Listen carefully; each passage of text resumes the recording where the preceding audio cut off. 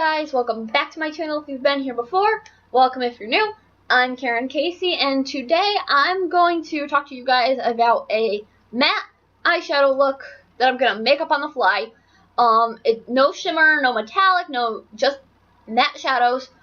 Some people are not into shimmer and metallic shadows. They want an all matte look, and that can be better for if your eyelids are pretty textured, or you just don't want to bother with shimmer. And there are days where I'm like, you know what, I don't want any shimmer, I just want something matte.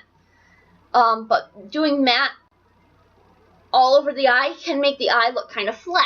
So there are ways to contour and shade the eye with all matte shadows so that you don't look like your eyes got like pressed into your head and flattened, but it's still all matte. Yay! Okay, so I'm also going to be using two very affordable palettes, the e.l.f. Mad for Matte and Mad for Matte 2. Ooh, $10 each. The original Mad for Matte looks like this, and the Mad for Matte 2 looks like this. Yay! Okay. So, if I forget to tell you which one I'm using, look for the purple on this. I have already primed my eyes with concealer and translucent powder. That's how I always do my eyes. It's just the best primer for me. So, I'm going to take my Y19, it's just a nice tapered blending brush, and my Mad for Matte original, and I'm going to go into this kind of tawny brown shade, and I'm going to start with that as my nice little transition shade. Focusing most of it on the outer corner because that's where you want most of the darkness to be. That's part of the whole contouring thing. Most of the darkness is going to be out here more and lower. Most of the light is going to be in and up. So I'm really concentrating that tawny brown transition shade on the outer crease, and then I'm going to blend it in when there's like nothing left on my brush. So this will give depth to the entire crease, but give the outer part of the crease the most depth and the most darkness.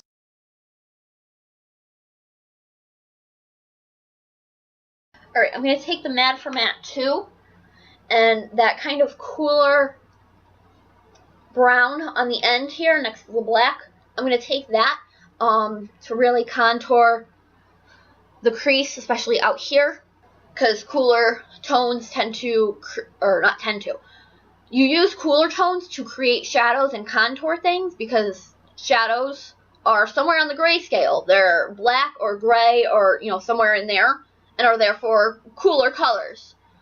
Using warm tones doesn't create that same shadow effect, which therefore doesn't create the same contour effect. I hope to God that made sense. Okay. And this isn't all that cool, it's more neutral, but it's still going to be a good, decent contour shade.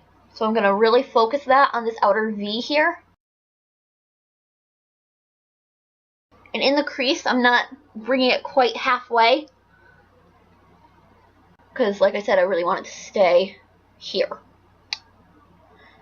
And you want to keep, I forget to do this, but this is a good thing to help keep your shadows lower. Don't go in like this, because the color is going to get pressed up because your shadow is on the tip of the brush, which is facing up. Have your brush face down, so like you're going to stab yourself in the eye.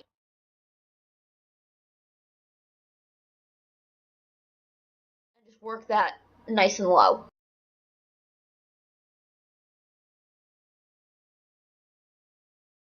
And if these edges around here look a little harsh, don't worry, that can be fixed. Keep it moving. Once that is laid out and stuff, if you need to blend it some more, just take any blending brush. I'm taking my Y18 because it's very narrow this way and will fit in my crease very nicely without moving the shadow too much. So I'm going to face it down so that it stays low.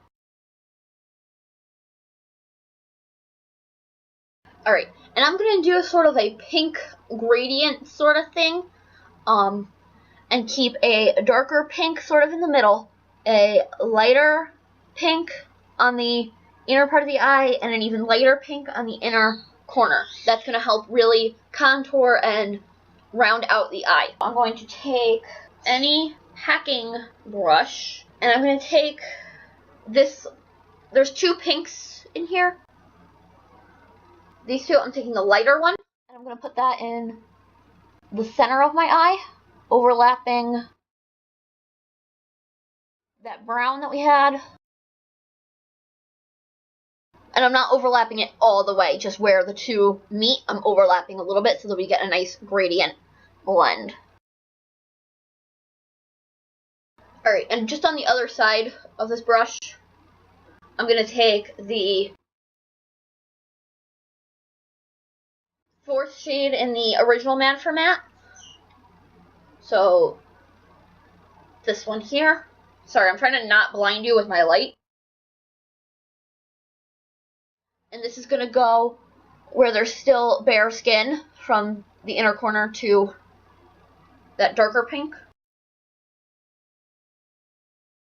And again, I'm overlapping where they would meet. And now with my favorite little inner corner highlighting brush. This is actually a concealer brush, but that would take forever to blend out concealer. So, unless you're just spot concealing. I use this as an inner corner highlight. I'm going to take this very light pink shade and just wrap this around my inner corner. And there we have the eyeshadow on the lid. I'm going to do the bottom or the lower lash line. You do not have to do that. You don't have to. I'm choosing to. So I'm going to take that neutral, cooler tone brown from the Mad for Matte 2 on a definer flat eyeliner brush thing that I have to clean off. And I'm just going to press that into my lower lash line and kind of connect it with what we have. And then I'm just going to dust off this brush. You can use a clean brush if you want, but I think having a little bit of the residue from this will help with the blending. And then I'm going to take that sort of tawny brown from the original Mad for Matte, and I'm just dusting this on the lower lash line from that darker color to about where my tear duct is, so I'm not bringing it all the way in because that's going to close up the eye too much, and when you're using matte shadows, you don't really want to close up this part because that'll lead to more flatness and stuff that we've been working so hard to avoid. Alright, and then with a smaller pencil brush, I'm using the Y22. You can take either of these two cream shades. They're pretty much the same. I'm going to use the Mad for Matte 2 one because I haven't used it yet and I would like to dip into it. And I'm just going to run this on the underside of those shadows that we just put down. And just having that lighter shade is going to help bring the two colors together and help them blend easier.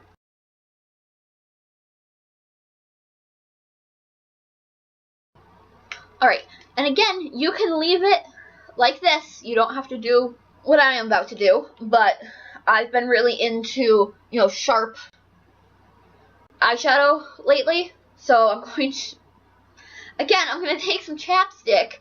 Don't use chapstick, it could probably be bad for your eyes. Go get a makeup wipe or something, but I forgot my makeup wipes, like I always do. So, chapstick is in here, So that's what I'm going to use. And from the outer corner of my eye to the tail of my eyebrow, I'm just going to apply some of the chapstick, use a makeup wipe or a Q-tip with some makeup remover, and apply the makeup remover in the same place. And then because I use chapstick, I'm going to take a tissue. If you have a makeup wipe or already a Q-tip with makeup remover on it, you don't need another Q-tip. And I'm just going to wipe away the chapstick. You can also use this to clean up under your lower lash line if you got some fallout and stuff in there. We have it. There is our eyeshadow. If you are not into how dark or whatever it is up here, you think it's a little harsh, take the blending brush of your choice and either of those cream shades on the end. You can also take a matte white from a different palette or a matte cream, any light shade, and just run that on the edges to lighten and blend. And there we have our completed matte eyeshadow. When doing all matte shadow, you really want to focus on contouring the eye, darks low and out, lights in and up. I hope that makes sense, and you can connect it to what I did. So that way your eye doesn't look flat, because having mattes out here and shimmer here can add dimension to the eye. We just did that through using a range of tones from light to dark. And that's how you do that. You can do it with any colors you want, and you don't have to do it. I did all pinks in here. You don't have to do that. You can use any different colors you want, so long as it goes from dark to light and dark to light. So dark on the out, light on the in.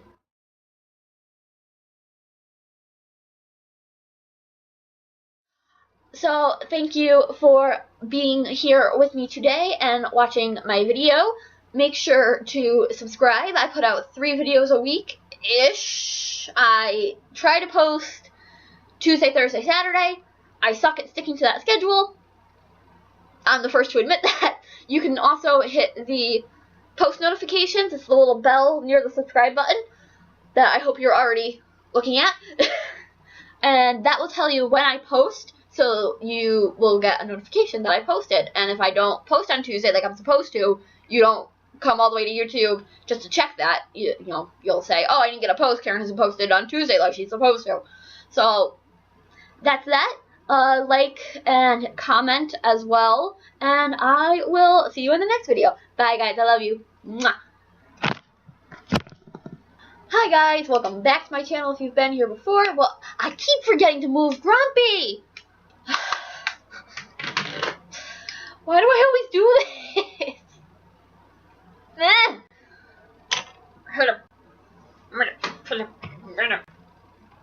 Come on, birdie. You're gonna go visit the dining room. Again. Okay. Come on. I don't know why I do this. Okay. So, once...